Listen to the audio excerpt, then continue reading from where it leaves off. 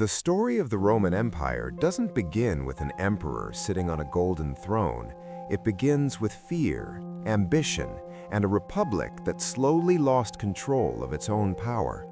For centuries, Rome proudly called itself a republic. Romans believed deeply that kings were dangerous. Their ancestors had overthrown a monarchy long ago, and the word king itself carried a sense of tyranny. Power was meant to be shared, checked, and balanced between elected officials, the Senate, and the people. But as Rome expanded beyond a small city into a Mediterranean superpower, that old system began to crack under its own weight. Rome's success was also its greatest problem. Every new conquest brought land, slaves, wealth, and military glory, but it also created massive inequality. Powerful families grew richer while small farmers were pushed off their land. Soldiers who fought Rome's wars often returned home to nothing. The Senate, dominated by elite aristocrats, struggled to govern an empire that stretched across continents. Corruption became normal, violence entered politics, and gradually loyalty shifted away from the state and toward individual military commanders. By the 1st century BCE, Rome was no longer a stable republic in practice, even if it still used republican language. Generals commanded enormous armies and gained personal devotion from their soldiers by promising land and rewards. These armies were no longer loyal to Rome alone, but to the men who paid them.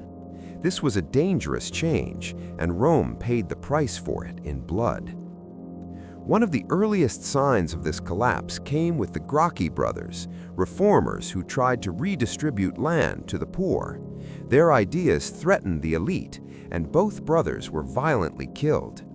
It was shocking not just because they died, but because political murder had now become acceptable. Rome crossed a line it would never return from. Soon after came civil wars between rival generals. Marius and Sulla turned Roman armies against Rome itself. Sulla even marched on the city, something once considered unthinkable. He declared himself dictator, supposedly to restore the republic, but in reality he ruled through terror, executing enemies and rewriting laws to favor his supporters. Though he eventually stepped down, the damage was done. Rome had learned that power could be seized by force and justified afterward. This is the unstable world Julius Caesar was born into. Caesar was brilliant, charismatic, deeply ambitious, and fully aware that the old republican rules no longer protected anyone. Through military success in Gaul, he gained enormous popularity and wealth. His victories made him a hero to the people and a threat to the Senate. Roman elites feared him not because he broke the rules, but because he exposed how weak those rules had become.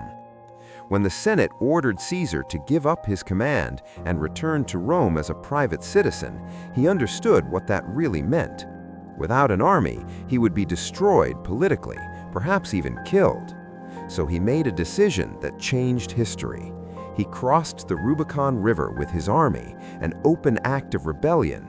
According to Roman tradition, this was treason, but it was also the moment when the Republic effectively ended, even if it didn't yet admit it. Caesar defeated his rivals in another brutal civil war and became dictator. To many ordinary Romans, he was a reformer. He canceled debts, expanded citizenship, reformed the calendar, and stabilized the state. To the Senate, he was a king in all but name. When he accepted honors that suggested divine status and lifelong rule, fear turned to desperation. A group of senators assassinated him, believing they were saving the republic. Instead, they sealed its fate. Caesar's murder did not restore freedom, it unleashed chaos. Rome descended into yet another civil war, this time involving Caesar's adopted heir, Octavian, his loyal general Mark Antony, and powerful political players across the empire. These men claimed they were defending the Republic, but in reality, they were fighting for total control. The language of republicanism remained, but the reality was naked power. Octavian proved to be more patient and strategic than his rivals. After defeating Antony and Cleopatra at the Battle of Actium, he stood alone at the top. But unlike Caesar, Octavian understood something crucial. Romans hated kings, but they would accept stability. They would accept peace, and they would accept a ruler who pretended not to be one. So Octavian did something genius. He returned power to the Senate and the people of Rome, at least on paper. In reality, he kept control of the army, the treasury, and the provinces that mattered most. The Senate, exhausted and relieved, granted him the title Augustus, meaning revered one. He was not called king. He wasn't even officially an emperor. He was first citizen, but everyone knew where power truly rested. This was the birth of the Roman Empire. What makes this moment so important is that it didn't feel like a revolution. There were no banners declaring a new system. Life went on. Senators still met. Laws still passed. Elections still happened. But real authority now flowed from one man. Augustus controlled Rome not through fear alone, but through legitimacy. He brought peace after decades of war. He rebuilt cities, promoted traditional values, and presented himself as the restorer of Roman greatness. People accepted empire because the Republic had failed them. Under Augustus, Rome entered a long period of relative stability known as the Pax Romana. Roads connected distant provinces, trade flourished, culture spread, law became standardized. From Britain to Egypt, Rome reshaped the ancient world. But this stability came at a cost. Political freedom was gone. Dissent became dangerous. Power was inherited, not earned. And yet, many Romans preferred this to chaos.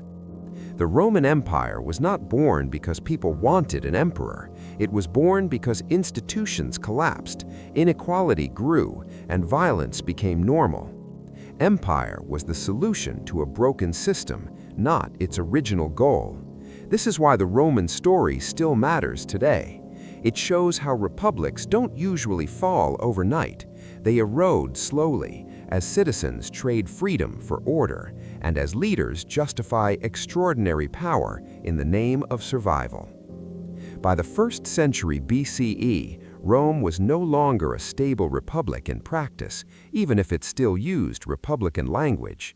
The empire that began as a city afraid of kings now ruled the known world under one man's authority. Its power felt eternal. But like the republic before it, the empire too would eventually face decline. The birth of the Roman Empire is not just ancient history. It is a reminder that political systems are fragile, that power seeks stability, and that when fear outweighs trust, people will accept almost any ruler who promises peace. And Rome, more than any civilization before it, proved just how high that cost of peace could be.